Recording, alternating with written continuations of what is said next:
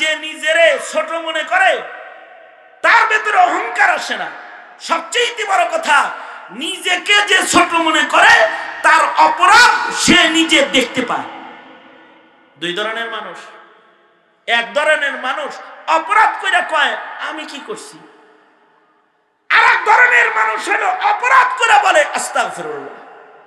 যারা অপরাধ করে বলে আস্তাগফিরুল্লাহ, আল্লাহ তা করে মাফ করে, তারা হয় আল্লাহর বন্ধু। আর যারা অপরাধ করে অপরাধের উপরে অটল থাকে, এরা হয় আজাজিল, শয়তান। শয়তান হয় তারা। এ কারণে নিজেরে নিজে কখনো ভালো মনে করতে নাই। তো ইবনুল হাজার আসকালানী বলে কাফন চোরার গুণ হলো নিজেকে নিজে কাফন চোর মনে করে। চোর আছে বা পার আছে যারা নিজেকে আল্লাহর ওলি মনে করে। যারা নিজের ওলি মনে করে তাদের জীবনে সবচেয়ে বড় ক্ষতি হলো এদের মরার আগে তওবা নসিব হয় না। আর এই কাফন চোরার সবচেয়ে বড় গুণ হলো নিজেরে নিজে চোর মনে করে, এজন্য তওবা নসিব হয়ে গেছে। যখন তওবা নসিব হয়ে গেছে, আল্লাহ অপরাধীকেও মাফ করে দিছে। এ কারণে বড় বড় অপরাধীকেও যদি আল্লাহ মাফ করে দেয় তাহলে সে জান্নাতি হয়ে যায়। এ কারণে আল্লাহ তাআলা বলেন ওয়াসারিউ ইলা মাগফিরাতিম মির রাব্বিকুম ওয়া জান্নাতিন আরদুহাস সামাওয়াত ওয়াল আরদু উইদ্দাত লিল মুত্তাকিন। তার মানে জান্নাতের দিকে দৌড়াও বান্দা, জান্নাতের দিকে দৌড়াও। মনে রাখো জান্নাত কিন্তু মুত্তাকির জন্য বানানো হয়েছে। তুমি যদি মুত্তাকি বান্দার আচরণের খেলাফ কোনো আচরণ করে যদি তাকওয়া নষ্ট করে থাকো, তাহলে আগে মাগফিরাতের দিকে দৌড়াও, তারপরে জান্নাতের দিকে দৌড়াও। যে মাগফিরাত পাইবা সে জান্নাত পাইবা, যে মাগফিরাত পাইবা না সে জান্নাত কিন্তু পাইবা না। যে মাগফিরাত পায়া গেল সে জান্নাত পায়া গেল, যে মাগফিরাত পায়া গেল সে আল্লাহর কাছে চলে গেল। যত বড় অপরাধী হোক না কেন, মহান আল্লাহ যদি তারে মাফ করে দেয়, তার জিন্দেগীর সব গুনাহ মহান আল্লাহ এক মুহূর্তের ভেতরে ক্ষমা করে।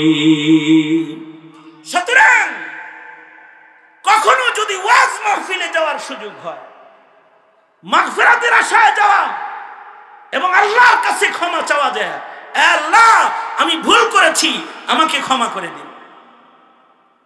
সবচেয়ে বড় কথা হলো কোরআন নাজিলের মাস রমজানুল মুবারক এসে পড়েছে, এটা ক্ষমার মাস। আল্লাহর রাসূল বলেন যারা রোজার মাস পেয়েও ক্ষমা নিতে পারল না, তারা জিবরাইলের বদদুয়া আর আমার আমিনের জাতাকলের নিচে পড়ল। সুতরাং আমাদের জিন্দেগীর কৃত কোনো গুনাহ যেন আমাদের সাথে কবরে চলে না যায়, এটাকে দুনিয়ার জীবনে ক্ষমা নিয়ে নেওয়া। যারা দুনিয়ার জীবনে ক্ষমা নিয়ে নিবে তারা মৃত্যুর মাধ্যমে সোজা জান্নাতে প্রবেশ করবে। আর যদি দুনিয়ার জীবনে ক্ষমা না পায়, ইমানদার কবরে হইলেও ক্ষমা পাইতে হইব, হাসরে হইলেও ক্ষমা পাইতে হইব, তাছাড়া দোজখের আগুনে পুড়ে হলেও ক্ষমা পেতে হবে। নাপাক সহ আল্লাহর জান্নাতে যাওয়া যাবে না। সুতরাং এই 2 দিন ব্যাপী মাহফিলের একেবারে শেষ ভাগে আমার মনে হয় আমাদের এই শেষ সময়ের এই সময়ে আমি মনে হয় আমি শেষ আলোচক, নাকি আরো আলোচক আছে হুজুর? আমি শেষ, দোয়া কে করবে? আমি দেখেন আখেরি মুনাজাত এখন হবে, তার মানে হলো এখনই শেষ। এখন আমার আপনার কর্তব্য দায়িত্ব হলো, কবরের আযাবও কিন্তু বড় ভয়ঙ্কর, জাহান্নামের আগুনও কিন্তু বড় ভয়ঙ্কর।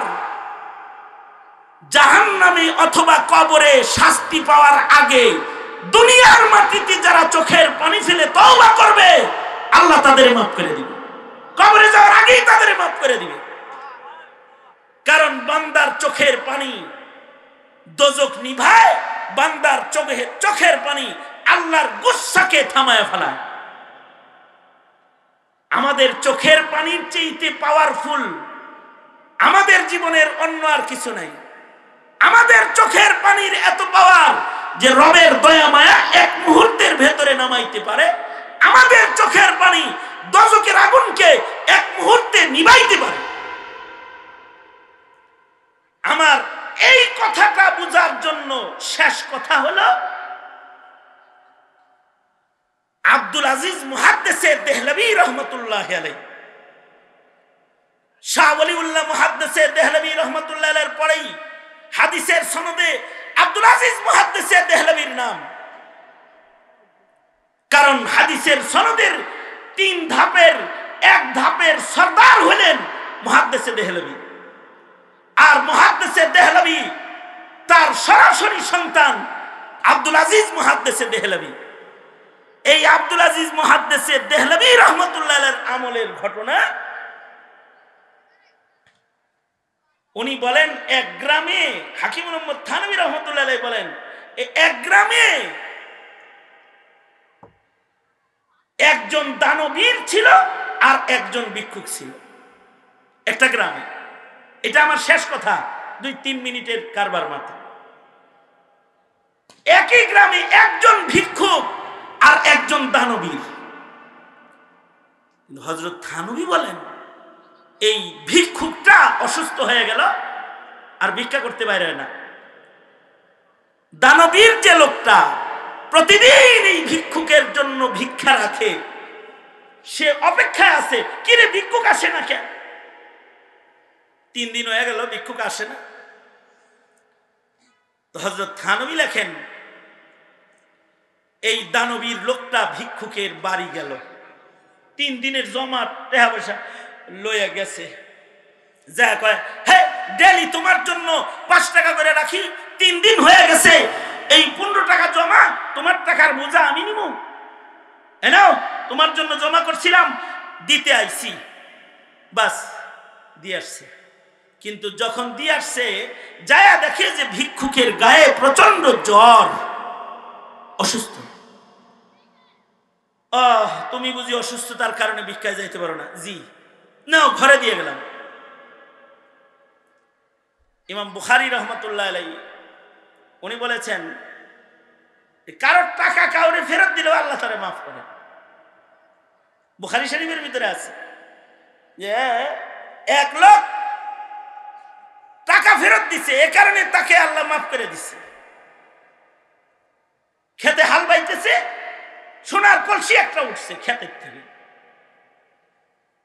বুখারীতেও আছে এই ঘটনা, সোনার কলসি উঠছে ক্ষেতের ভিতর থেকে। এ কি করছে? এই কলসি নিয়ে যার কাছ থেকে ক্ষেত কিনছে তার কাছে গেছে, যায় কয়, এই ভাই তোমার ক্ষেত কিনছি, কলসি কিনছি নাকি, নাও টেয়া নাও। হ্যাঁ আমি ক্ষেত বেচছি, এটাও বেচা হয়েছে, তুমি রাখো। ঝগড়া লেগে গেছে। হে কয় তুমি নাও, এ কয় আমি না। আর আমাদের যুগে যদি হইতো ক্ষমতার চেয়ার নিয়ে যে টানাটানি, একবার কয় আমি, একবার কয় আমি, এ দল কয় আমি, ও দল কয় আমি। আর এরা সোনার কলসি নিয়ে ধাক্কা ধাক্কি করে, আমি ক্ষেত কিনছি কলসি কিনি নাই। ও কয় তুমি ক্ষেত বেচছ, কলসিও বেচছ নাকি? তাই কয় হ্যাঁ কলসিও বেচছি। না আমি কলসি কিনি নেই, আমি ক্ষেত কিনছি। কলসি নাও, সোনার কলস। ঝগড়া লাগছে, পরে বিচারকের কাছে গেছে। বিচারক ফায়সালা দিছে, তোমাদের ছেলে মেয়ে আছে? উভয়ের। আমার একটা মেয়ে আছে। তোমার ছেলে আছে? আছে। 2 জনে বিয়ে হয়ে যাও, কুফু খুব ভালো হইব তোমাদের ভিতরে। মিশকাত শরীফের ভিতরেও আছে। 2 জনের ভিতরে বিয়া পড়ায়া কইছে এই কলসিটা ছেলে মেয়ের বিবাহে খরচ করো, বুখারীতে আছে, বাকি কিছু সদকা করো। 2 জনে মিলাই সদকাটা করো। মাল নিয়ে হইলে ধাক্কা ধাক্কি হয়, আর এখন টানাটানি হয়। ওই যুগের মানুষ ভিক্ষুকের টাকাও বাড়ি দিয়ে আসতো, আর এখন মাদ্রাসার যাকাতের টাকা আনতে গেলে চোখ গরম করে বয়ে থাকে। জমানা বদল দিয়া, জমানা মানুষের খাসাত পাল্টায় দিছে। এখন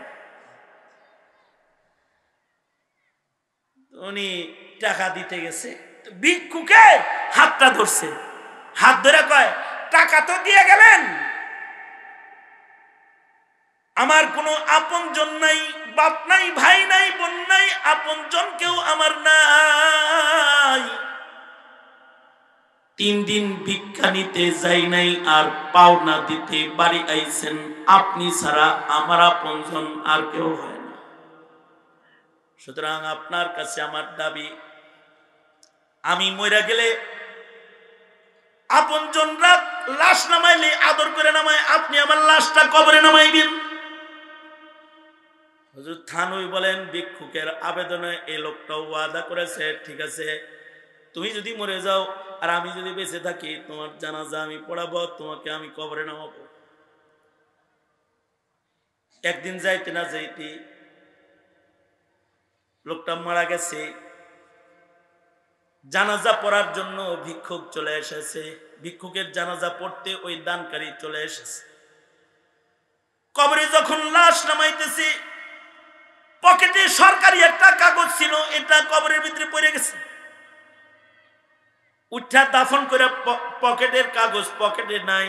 আলেমদেরকে বলে একটা সরকারি কাগজ কবরের ভেতরে পড়েছে, এটা উঠাইতে চাই। ঠিক আছে, কবরের মাটি সরায়, সামান্য সরায় উঠায় লও। কবরের মাটি সামান্য সরাইছে, দেখে কে যেন কাগজটা যে জায়গায় কবর খুঁজছে ওই জায়গায় কাফনের কাপড়ের উপরে যত্ন করে রেখে দিছে। কাগজটা কবর থেকে উপরে উঠাইছে ঠিক, কিন্তু কবরের বাঁশের সাথে নিজের উঙ্গুলি লেগে উঙ্গুলি কেটে গেছে। কিন্তু এই কাটা জায়গার জ্বলন ভালো হয় না। বছর চলে যায়, পানির ভিতরে ডুবায় রাখলে আরাম লাগে, সরাইলে আবার জ্বলে। কোনো ঔষধি ভালো হচ্ছে না। এলাকার লোকেরা কয় কবরের বাঁশের আঁচল লাগছে, ভালো হইতেছে না, ঝামেলা আছে কোন। তাহলে আপনি একটু যান আব্দুল আজিজ মুহাদ্দিসে দেহলভীর কাছে। তিনি বুজুর্গ মানুষ, বড় মুহাদ্দিস। তিনি যদি দোয়া করে দেন হতো, তার দোয়ার বরকতে এটা ভালো হইতে পারে। লোকটা পায়দল সফর করে আব্দুল আজিজ মুহাদ্দিসে দেহলভীর বাড়িতে গেছে। যা ঘটনা বলে, কবরের বাঁশের আঁচল লাগছে, বছর হয়ে গেল, জ্বালা পুরা ভালো হয় না। আপনি বুজুর্গ আল্লাহর ওলি মুহাদ্দিস, আপনি একটু দোয়া করে দেন। আব্দুল আজিজ মুহাদ্দিসে দেহলভী বলে, এই বাঁশের আঁচল এটা ভালো হওয়ার নয়, এটা কোনোদিন ভালো হবে না। মৌত একমাত্র এটার চিকিৎসা। যেদিন মরবা সেদিন ভালো হইব, এর আগে ভালো হবে না।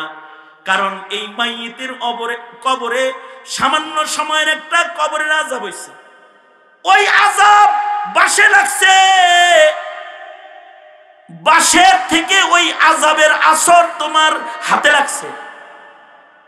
এইটা মৃত্যুর আগে আর কোন দুনিয়ার ঔষধে ভালো হবে না। এই কথা শোনার পরে সাথে সাথে লোকটা কান্নায় ভেঙে পড়েছে।